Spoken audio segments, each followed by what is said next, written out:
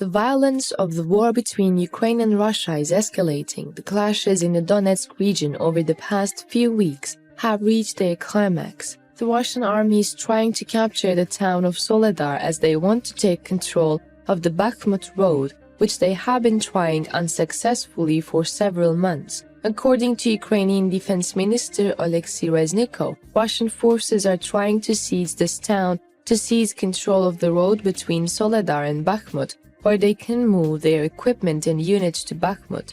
Reznikov noted that the Russian army stopped near Bakhmut and took some of its troops from there to Soledar. Reznikov also recalled that the Russians had been trying to capture Bakhmut for more than 4 months, but were unsuccessful, and therefore stated that they were seeking to launch a powerful offensive with the help of Wagner Group mercenaries, airstrike units and other units.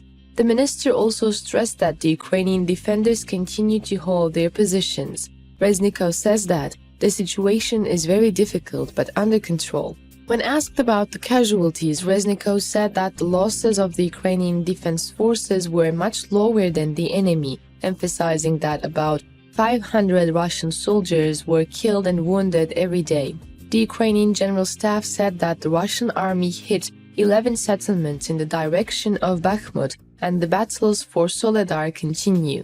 Ukrainian aircraft carried out 9 attacks on the occupied areas, and Ukrainian rocket and artillery units struck a Russian command post, 6 personnel collection areas, an anti-aircraft missile system, and 3 enemy ammunition depots.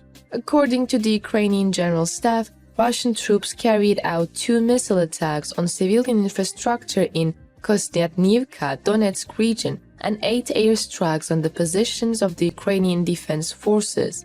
In addition, the Russian army carried out more than 40 attacks using multiple launch rocket systems. The threat of Russian air and missile strikes has raised the alert level across the entire Ukrainian territory to the red. According to the Ukrainian General Staff, the invaders continue to suffer casualties.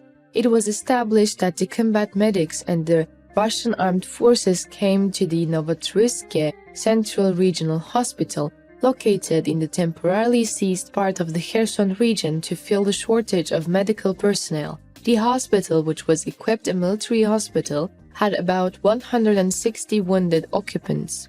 On the other hand, the Ukrainian border guards destroyed several assault groups of the Wagner PMC near Bakhmut. The Wagner unit lost about 9 people and 16 more were injured. State Border Guard Service of Ukraine says that yesterday assault groups consisting of members of the Russian Wagner PMC tried to seize the forts of the border troops near the town. The mercenaries of the offensive state attacked one of the lines several times, but the border guards stopped the invaders with small arms and fire. All attacks were repelled. The Russians lost 9 people, about 16 more were injured. In addition, the Russian army continued to bombard the entire front line in the Donetsk region, but these bombings brought no result. According to the Ukrainian Ministry of Defense, more than 8,000 more Russian soldiers have died in the war in Ukraine in the past 2 weeks. As of the weekend, 8,170 Russian soldiers were killed and the total number of Russian casualties reached 114,930. In the past day, the ministry reported 740 deaths. On average, about 628 Russian soldiers died per day this month. The total figures came the day Russia boasted victory in one of the bloodiest conflicts of the war at the Battle of Soledar, a salt mining town of only 10,000 people in Ukraine.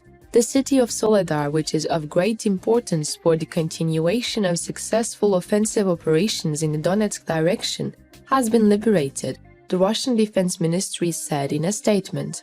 Russia said control of the town would allow its troops to block the supply routes of Ukrainian forces in southwestern Artyomsk, and credited the Russian group's ground strike and sustained fire attacks on the Ukrainian army launched by army aviation, missile troops, and artillery. The Ukrainian military quickly denied the allegation, and President Zelensky said that although Russia had concentrated its forces in Soledar, its troops were protecting the city. As the US Eagle Claw YouTube channel, all of our findings are created with the work and analysis of our field warfare expert team and are based on data from the US, UK, Russia and Ukraine Ministry of Defense and independent war analysis and monitoring sources. Soledar's strategic value has been debated by military analysts due to the town's relatively small size. Russian intelligence operations exaggerate the importance of Soledar, the Washington-based think tank Institute for War Studies said in a statement. In its assessment, the ISW said that capturing the town would not allow Russian forces to exert control of Bakhmut over critical ground communication lines in Ukraine or, in the short term, make Russian forces better positioned to encircle the city. White House National Security spokesman John Kirby says, even if both Bakhmut and Soledar fall into Russian hands, it won't help. The war itself will not have a strategic effect on it. About 559 civilians, including more than a dozen children, are trapped in the town and cannot be moved as the fighting continues, said Pavlo Kirilenko, Soledar regional governor and head of the local Ukrainian military. Kirilenko says that while the Russians accelerate their attacks, civilians are trying to survive in the middle of this massacre.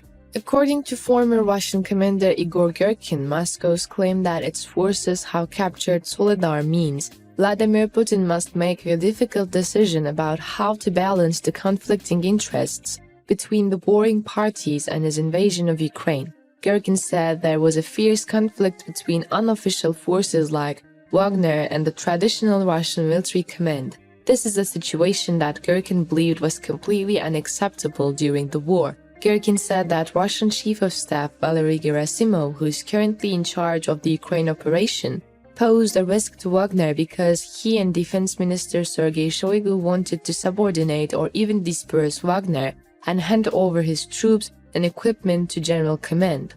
Girkin, a military blogger critical of Russia's war efforts, said he would eliminate anyone Shoigu and Gerasimov deemed personally hostile and politically dangerous. Prigozhin is an ally of Putin and is said to have the ear of the president, but Girkin's comments posed a major dilemma for the Russian president, according to the Institute for War Studies. Girkin said that Putin should mediate between the conflicting interests of Prigozhin and the Ministry of Defense. The options are for Wagner to continue his role in the war or to step aside, ending Prigozhin's political influence. Girkin said the second case would strengthen Shoigu's position, but would not please Putin's inner circle. Giving a slap at Putin's move away from military failures in Ukraine, Girkin said the most normal way out of the current situation would be for Putin to personally accept the role of commander-in-chief. Girkin says that, but the president has been stubbornly avoiding personal responsibility for the actions of troops in the war for almost 11 months. Putin wants to deal a strong blow to Shoigu by eliminating Prigozhin, but he does not know how. Putin's attempt to balance Russian Defense Ministry support, distance himself from military failures and exploit Prigozhin's parallel military forces could have consequences on his strength, the ISW said. Girkin's words show us that there is no democracy in Russia. Putin has stood by the power of the oligarchs since the day he came to power, and now he trusts the Wagner Group more than his army and does not want to confront Prigozhin. But considering that the Wagner Troops have lost a lot in recent months, the end of Prigozhin seems imminent. Please do not forget to subscribe to our channel and turn on notifications in order to be informed about new videos. Thank you for watching us.